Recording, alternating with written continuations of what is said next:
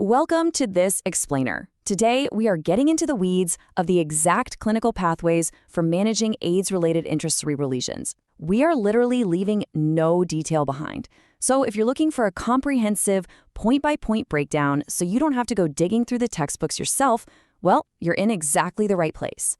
Let's get to it. Okay, here's our clinical roadmap for today. We'll start with the diagnostic dilemma, then move on to differentiating the major brain lesions. From there, we'll cover managing primary CNS lymphoma, break down toxoplasmosis treatment protocols, go over the exact guidelines for brain biopsies, and finally, look at patient prognosis and survival. Section 1. The diagnostic dilemma. Identifying the threat. So here's the scenario that almost always prompts a neurosurgical consult. You're evaluating an AIDS patient, and you spot these questionable low-density lesions on a CT scan. That specific radiological finding, that's the catalyst. It immediately triggers our entire differential diagnosis protocol. It is where everything starts. Now, here in the US, we're primarily weighing three heavy hitters. First up, toxoplasmosis, which we usually treat with a combo of pyrimethamine, sulfadiazine, and leucovorin. We're weighing that against primary CNS lymphoma, or PCNSL, typically treated with radiation. And finally, there's progressive multifocal leukoencephalopathy, or PML. Unfortunately, PML has no proven effective treatment, though optimizing their antiretroviral therapy can sometimes help. But wait, here's a really critical caveat you've got to remember about Cryptococcus. As a clinician, you might think of it because it's actually way more common than PML or lymphoma. But here's the catch. It almost always manifests as cryptococcal meningitis. It does not typically present as a ring-enhancing lesion. So, rule of thumb, if you see a ring-enhancing lesion, you need to look elsewhere. Moving right along to Section 2, differentiating major brain lesions, diagnostic markers. So, how do we definitively isolate toxoplasmosis from the rest of the pack? Step 1, you absolutely must obtain baseline toxoplasmosis serology, specifically the IgG, on all your known AIDS patients. Why is this so crucial? Because a staggering 80 to 90% of the general population has already been infected by toxo and has a positive titer by the time they reach middle adulthood. It is an essential baseline metric. Okay, so how do we confirm it? You're looking for three specific things to line up. Step 1, multiple enhancing lesions. Step 2, basal ganglion involvement. And step 3, a positive toxo titer in the patient. If all three of those align perfectly, bam, you are looking at a very high probability of toxoplasmosis. Section 3. Managing primary CNS lymphoma, the single lesion pathway. But what if the presentation doesn't fit that classic toxo triad? Well, if you're only seeing a single lesion, lymphoma actually becomes more likely than toxo. If that lymphoma suspicion is strong, and assuming there's no mass effect that would contraindicate it, you really should consider a high-volume lumbar puncture for cytology. Just keep in mind the diagnostic yield there is only about 10 to 25%. The much more important step is sending that CSF for PCR amplification. You want to test the viral DNA for the Epstein-Barr virus, which drives lymphoma, or the JC virus, which is the agent for PML. Now, when that lymphoma possibility is looking strong, you'll run into a bit of a clinical debate.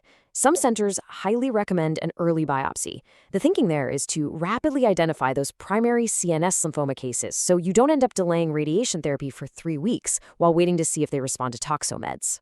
On the flip side, instead of a biopsy, a few centers advocate skipping straight to empiric radiation for possible lymphoma. All right, let's jump to Section 4, toxoplasmosis treatment protocols, pharmacological exactness. Let's assume we're moving forward with a presumptive toxoplasmosis diagnosis. For the initial therapy, look closely at how crucial it is to adjust your dosages strictly based on that 60 kilogram weight threshold. For sulfadiazine, it's 1,000 milligrams 4 times daily for patients under 60 kilos.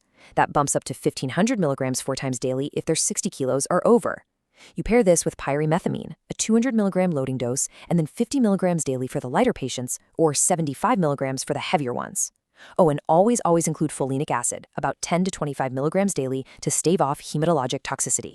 But you know, what happens if your patient can't take sulfadiazine, if they have a sulfa allergy? You've got to pivot immediately to clindamycin. That's 600 milligrams IV or orally every 6 hours. As an alternative, you could go with an ativaquone regimen, specifically 1,500 milligrams orally twice a day. You combine that with either pyrimethamine or sulfadiazine, but again, make sure you're strictly maintaining those weight-based dosages we just talked about. Okay, this timeline right here. This is basically your clinical compass. At 7 to 10 days, if the therapy is failing, you need to start considering alternative diagnoses. By the 2 to 3 week mark, you should be seeing a clear clinical and radiographic response. If you hit 3 weeks and there is absolutely zero response, that's a definite red flag to consider a brain biopsy. Now, if they do respond, great. At 6 weeks, you cut the sulfadiazine dosage by 50% for chronic maintenance. And finally, at 6 months, you can actually discontinue maintenance, but only if they are asymptomatic, on RT, have a suppressed viral load, and have kept a CD4 count over 200 for at least 6 straight months. Section 5. Guidelines for brain biopsy. When to operate. So what if a patient totally misses those timeline milestones or just presents unusually right out of the gate? We have to consult the biopsy indications. Let's look at the criteria systematically. In setting A, you do a biopsy if the patient has a negative toxo titer. Keep in mind, though, sometimes they're negative simply because of anergy, meaning their immune system is just too wiped out to mount a detectable response. Then there's setting B. You biopsy if the lesions are atypical for toxo. So that means they're non-enhancing, they spare the basal ganglia, or they're located periventricularly. Moving right along, setting C tells us a biopsy is indicated if there are extraneural insections or malignancies present that could potentially involve the central nervous system. And setting D, that's for that ambiguous single lesion we touched on earlier, where honestly it could easily be either lymphoma or toxo. Now, setting E is pretty straightforward. It mandates a biopsy if the lesions just aren't responding to anti-toxo meds within that crucial 2 to 3 week window. Setting F deals with non-enhancing lesions. The role of biopsy here is a bit less defined, mostly because these turn out to be PML or they're just non-diagnostic, but it can still be super useful for prognosis. And when you actually gear up to operate, a stereotactic biopsy is the way to go. It's highly preferred because it has up to a 96% efficacy rate, pretty low morbidity with only about an 8% risk of significant hemorrhage and low mortality. Open biopsies just carry way too much risk in AIDS patients. When you're actually doing that stereotactic biopsy, surgical precision is everything. If there are multiple lesions, you want to target the most accessible one in the least eloquent area of the brain, or go for the one that isn't responding to treatment. And here is the kicker. You absolutely must target the center of non-enhancing lesions, but if it's a ring-enhancing lesion, you only target the enhancing portion, the outer rim. Section 6. Patient Prognosis and Survival. The Stark Realities. Finally, we need to confront the stark reality of what these diagnoses actually mean for our patient survival rates. This data really puts things into perspective. Patients with CNS toxoplasmosis have a median survival of 446 days. But if we're looking at treated CNS lymphoma, they face a much shorter median survival of just about 3 months, which is drastically lower than the 13.5 months we see in non-immunosuppressed patients. And if that lymphoma is left untreated, median survival plummets to less than a single month. It's also a really tragic reality that CNS lymphoma usually shows up very late in the AIDS disease progression. Because their immunosuppression is so profound at this stage, these patients often end up succumbing to completely unrelated opportunistic infections, things like pneumocystis carinii pneumonia, or PCP. We've covered a ton of highly specific, granular clinical data today, mapping out every single step of this process.